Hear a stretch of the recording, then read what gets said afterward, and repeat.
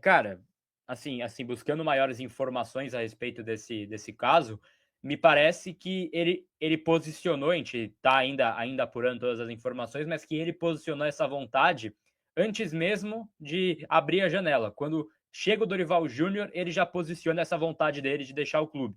E aí quando vem essa oferta do Tigres, ele pede para que São Paulo aceite então, e ele abre mão, e aí eu tô pegando aqui também todos os valores, né, do que tem de salários atrasados, né, direito de imagem, porque ele ganhava 1 milhão por mês, mas tinha quase 300 mil euros de luvas pendente com ele e que ele abre mão também. Então, esse é o ganho que tem o São Paulo nessa história. Não paga mais esse alto salário, tira um cara insatisfeito e não paga mais esse valor de altas luvas, né? 300 mil euros é um valor bastante forte, né? É simbólico de luvas. A gente vai trazer maiores detalhes também no site do UOL aqui. Live sempre em tempo real, a gente vai apresentando e apurando, né?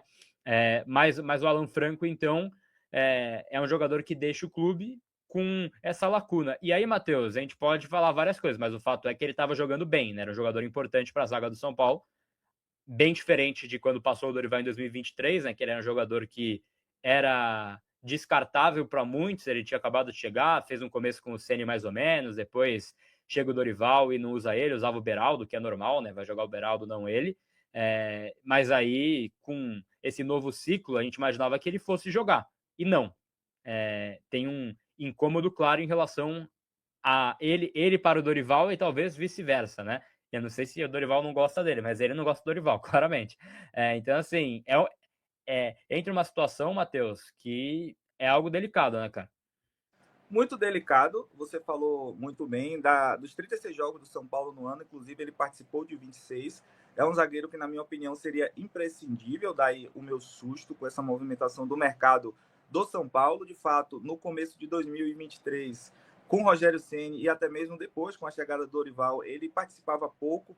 Eu me lembro muito bem, eu acho que a torcida do São Paulo vai se lembrar dos bastidores do título do São Paulo da Copa do Brasil em 2023, ele ficou muito marcado por ser aquele jogador que estava ali no banco de reservas, comemorando, cadê o cheiro e tal, não sei o que, cheiro de título. Ele era mais uma opção no banco, realmente, com o Dorival Júnior. Talvez essa relação estreita, na verdade, estreita negativamente com o Dorival tenha sido preponderante, mas eu também concordo, eu acho que a gente tem que ouvir, tem que saber qual é a definitiva razão, se é que um dia a gente vai conseguir descobrir, né, a não ser conversando com o próprio jogador, mas se ele pediu para sair antes mesmo do início da janela do mercado, na verdade, antes da pausa para a Copa do Mundo, eu acho que deve ter uma parcela de culpa também nesse relacionamento com o Dorival, porque eu acredito que se ele soubesse que poderia ser titular, essas questões atinentes à renovação de contrato seriam só pesadas no ano passado, quando ele renovou o contrato. Afinal, São Paulo não deve vencimentos de agora. São Paulo já tem um histórico recorrente com essas questões. São Paulo sempre negocia com seus jogadores o pagamento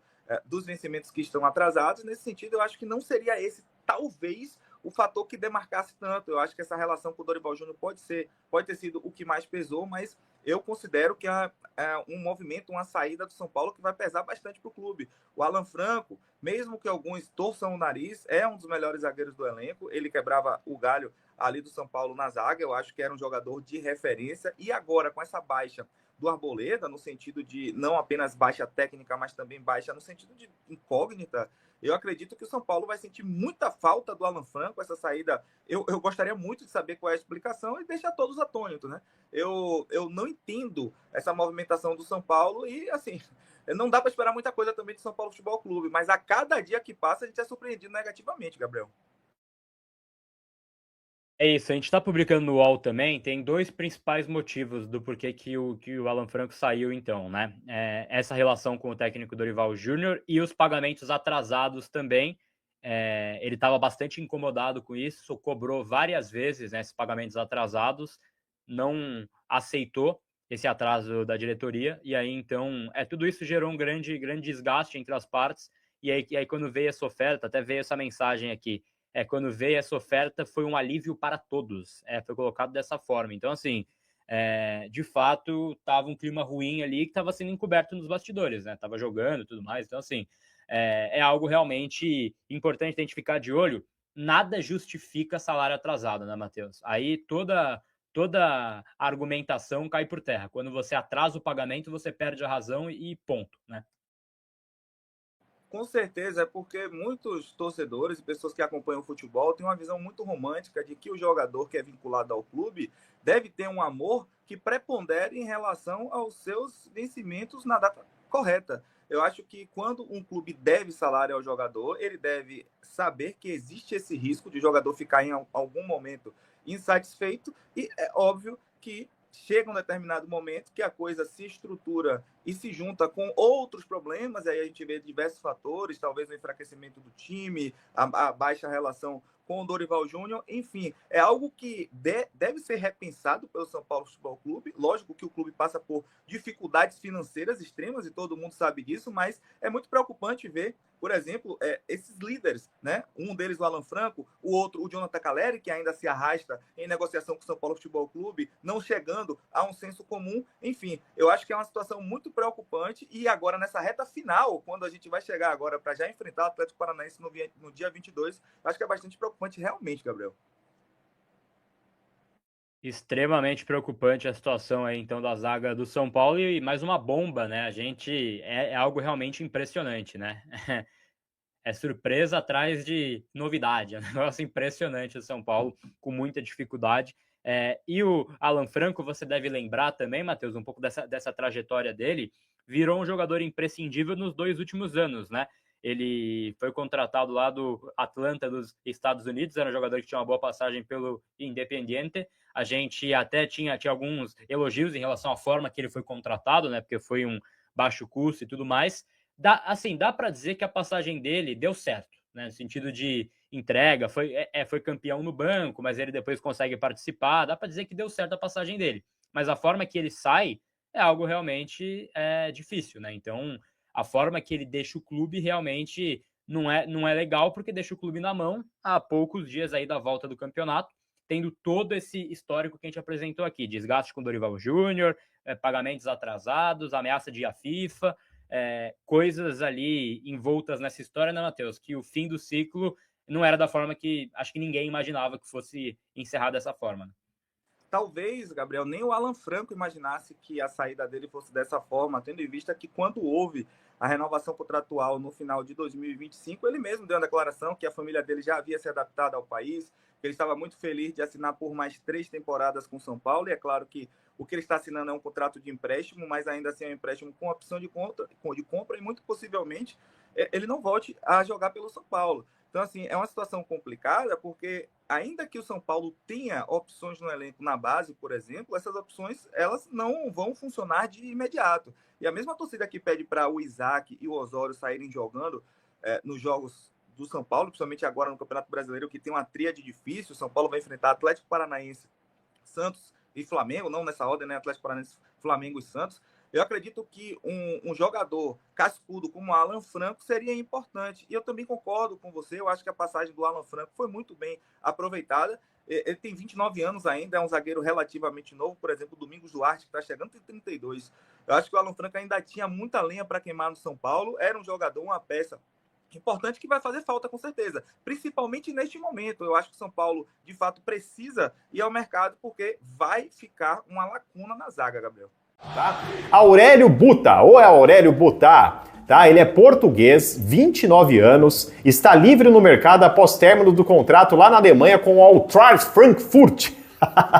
Acho que é assim que fala o nome do clube.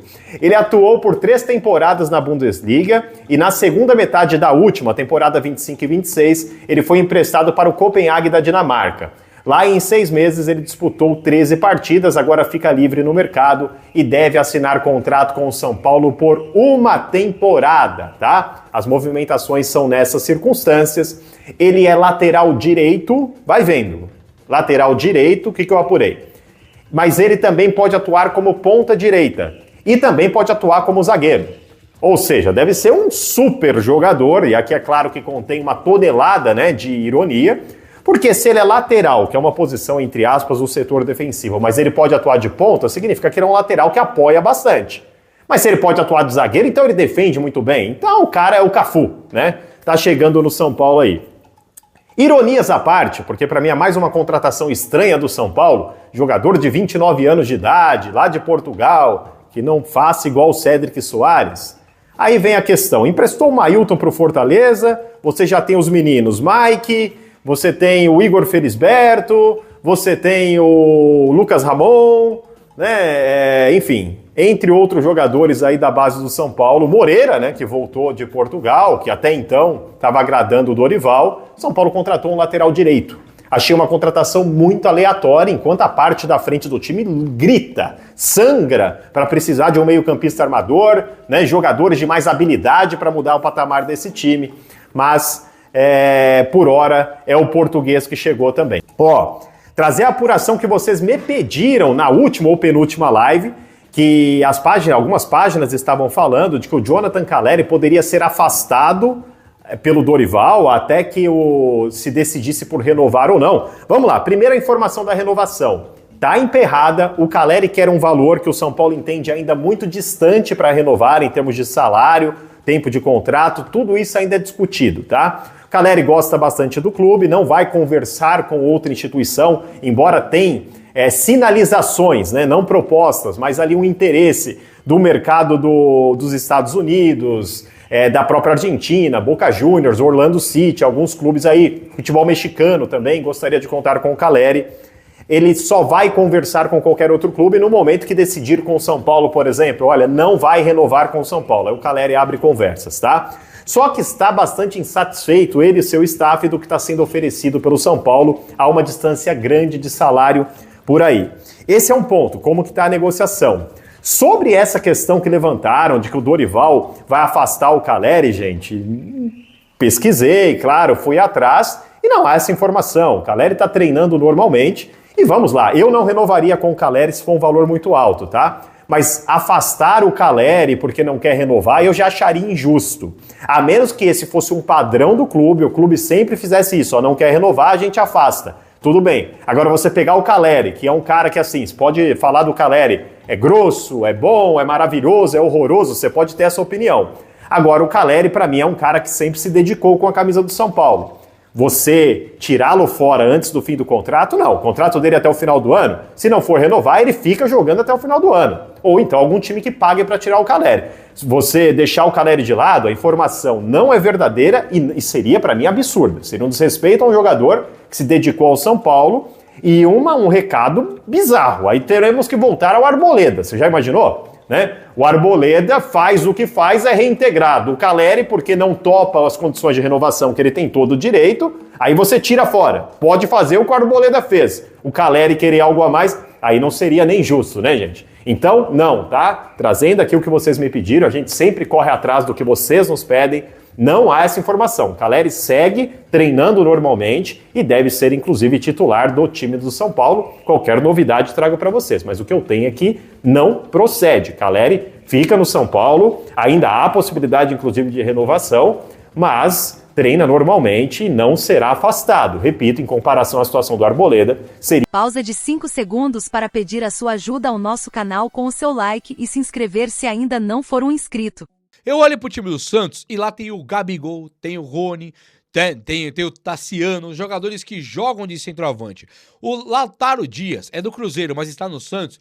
Lautaro Dias está completamente sem ambiente, tá vendo? O Santos não quer mais ter Lautaro Dias. O Cruzeiro, depois de levar o Lautaro Dias, ele teve também Gabigol junto, ele tem agora o Caio Jorge, ficou muito curto o espaço pro Lautaro Dias. Só que o Lautaro Dias, ele é um jogador que, olha, acompanha comigo, ele tem 28 anos, esse jogador aqui.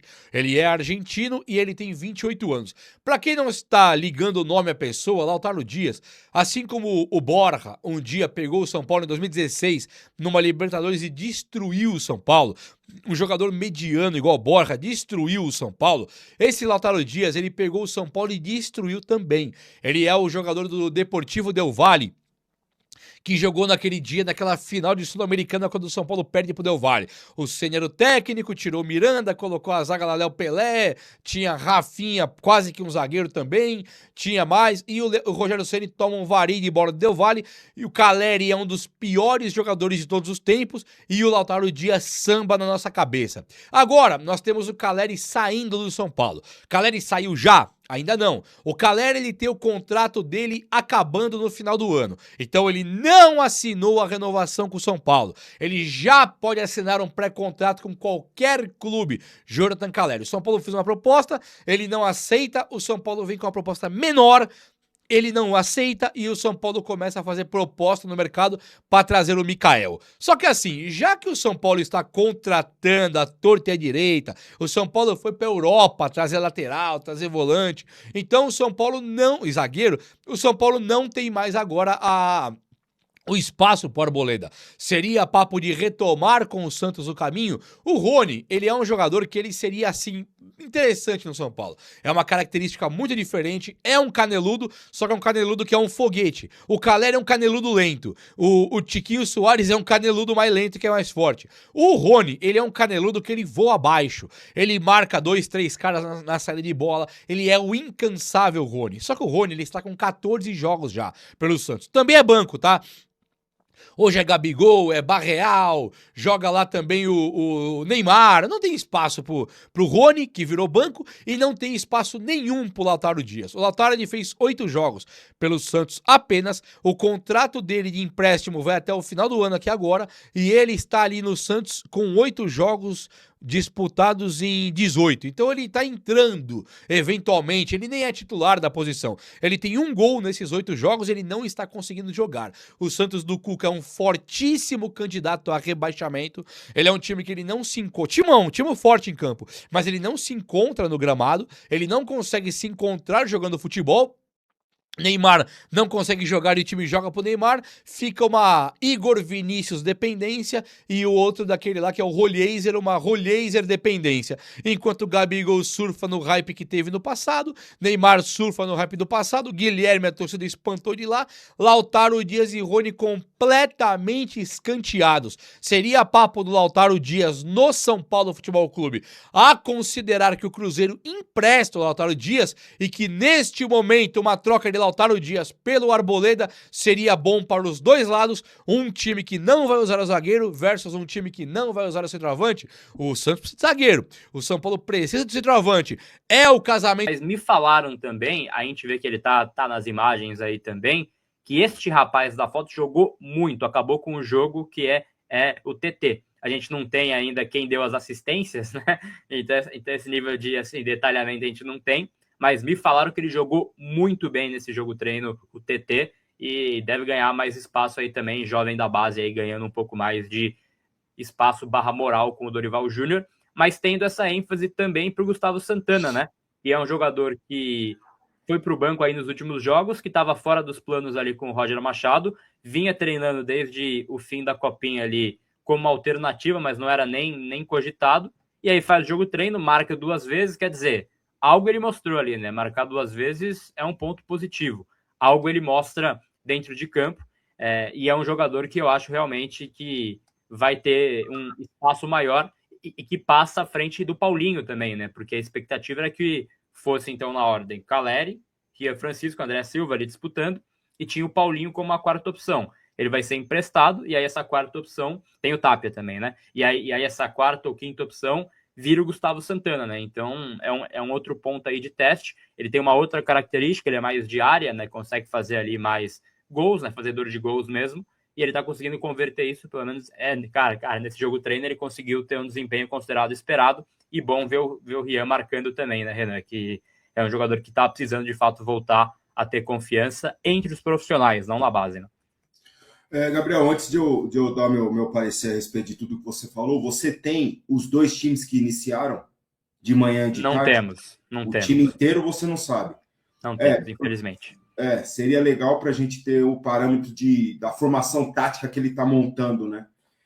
Mas vamos lá, diante das informações que nós temos, e se você não tem mais informações do que isso, é porque ninguém mais vai ter, dos setoristas do São Paulo. Enfim, Gabriel, para os meninos é muito importante, quando você cita o Rian muito tempo parado e depois vai para a base, então para ele traz confiança, traz para ele uma motivação diferente nesse período de parada aí, e esse período de parada é importante para isso também, porque se está tendo jogo ainda, Gabriel, O treinador vai naquele modo, vai com aquele ali, aí um machucou ou tomou cartão, aquelas substituições naturais. Aí, quando ele tem mais tempo para treinar, ele começa a fazer outro tipo de observação, como é o caso do Gustavo Santana, do Rian, desse que está na foto aqui no primeiro plano, o Moreira, né? Então, esse tipo de jogo é importante por isso. Quando você fala que tem a mescla nos dois times, não é um time...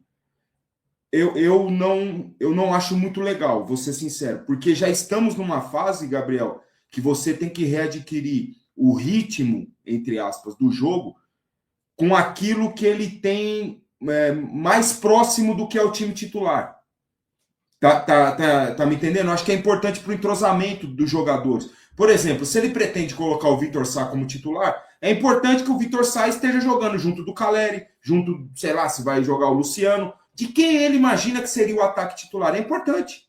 Isso é legal, é importante para o entrosamento, para o conhecimento dos jogadores, né? O cara tá ali, pô, o Luciano pega a bola, o Vitor, ele gosta de receber a bola de um jeito, ele ataca o espaço de um determinado... Isso é aprendizado que leva um tempo.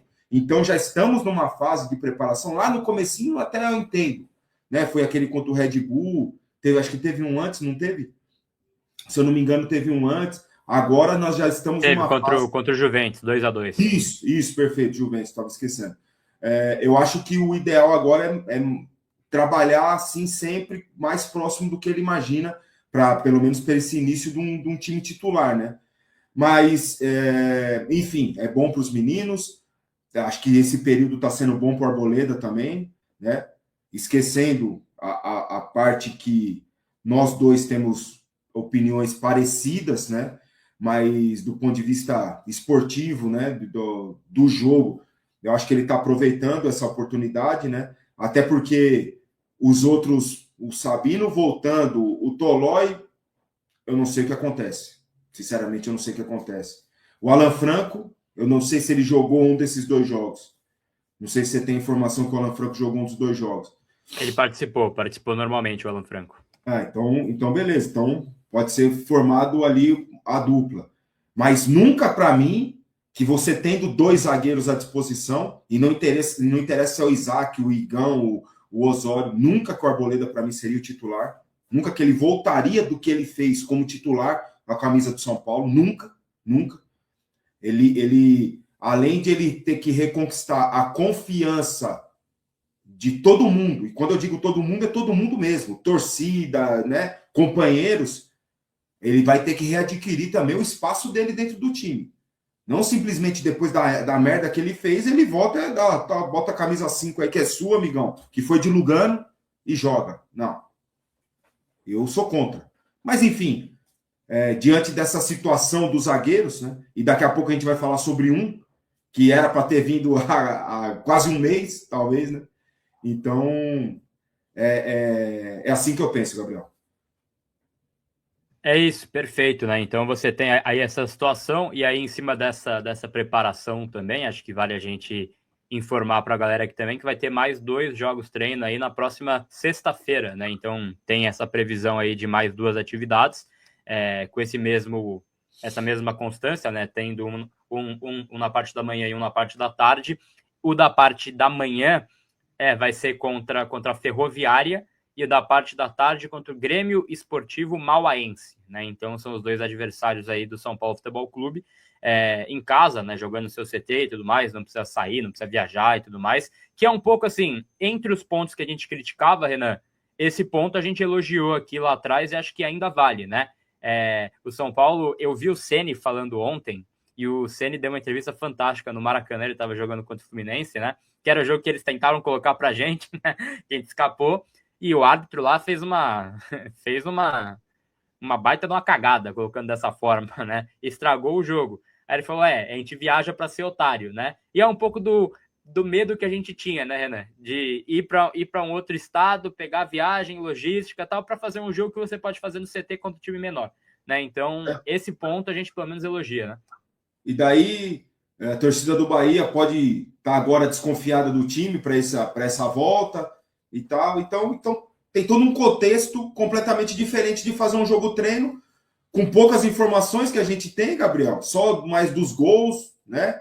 E daí, como os meninos fizeram gols, a gente sabe que os meninos entraram em campo, senão talvez a gente nem saberia se o Rian tinha entrado em campo, se o Gustavo, se o Moreira, daí tem uma foto, né? Então, eu acho ideal, e acho que nessa próxima sexta-feira, nesses 2 outros jogos, aí sim ele deva colocar um apronto, né? Aquele time mais perto do que ele imagina para a volta contra o Atlético Paranaense. E ele vai usar um dos dois, eu não sei se é o da manhã ou da tarde, um dos dois ele vai com certeza usar para isso, né? Para colocar ali um time mais próximo do que ele imagina para essa volta. Mas eu estou muito curioso, Gabriel. Podemos trazer um outro sentimento aí de curiosidade para essa volta, né? O que está se apresentando, o que ele tem feito nos treinos, né? De estrutura tática. Se ele vai manter aquilo que ele estava jogando antes da parada, que é muito parecido com o que ele herdou do Roger, ou se ele está pensando em alguma variação ali, alguma mudança de nome também. O Neilton, Neilton não, como que é o nome dele? Newton. Newton. Neilton é bom. O Newton não jogou. Não tá. Não, tá ainda finalizando o trâmite burocrático, deve assinar entre hoje e amanhã. Então ainda não está à disposição. Até o Roberto traz aí na mensagem a questão do Hugo, né? A gente tem ouvido bastante a respeito do Hugo, que ele tem sido... Ele tá treinando muito bem, cara. Os caras estão falando que ele tá treinando muito bem, assim. É um jogador, mas aí é uma questão física, né? Ele volta de uma lesão muito séria também. Não dá pra você depositar no Hugo a esperança da sua temporada. Mas aí vira aquela coisa. Assim, me deu uma leve impressão, Renan, pode ser uma impressão, que o Newton deixou de ser um cara imprescindível para esse elenco. Mas o Newton, e aí tem uma situação que é meio Alisson, né? Que não, acho que o caso do Alisson é incomparável, né? Mas o Newton vai para Barra Funda, faz exames, conversa com o Dorival, tira a foto com a camisa e estava esperando o contrato chegar naquela noite. E aí o Ferrarese dá para trás. Ao natural, cairia o negócio. Mas aí o São Paulo dá um jeito ali e tal, e tá tentando readequar para ele ficar. Mas eu acho que esse climão pode ter dado um empurrãozinho que eu acho um pouco preocupante, Renan. Na comparação, um pouco diferente, né? Porque a questão da rivalidade, no caso do Alisson, e ali uma questão de troca que o outro lado não quis aceitar, né? Então o Neilton tava... Neilton, cara. Onde eu tô tirando o Neilton? Então o Newton tava ali no... Gabriel, é uma situação que eu não faria. É uma movimentação que eu não faria, vou ser muito sincero. Eu falei isso... não foi com você. Sexta-feira foi com o Senna. Eu falei, porque aconteceu isso de quinta para sexta, certo? A desistência do Ferrarese aconteceu de quinta para sexta. Na sexta eu falei sobre isso. Eu não faria. Agora a questão da compra. Aí eu até citei você, que você trouxe a informação, você e o André Hernan, que era uma compra, não foi divulgado o valor, mas que começaria a ser pago em parcelas a partir de 2027, certo?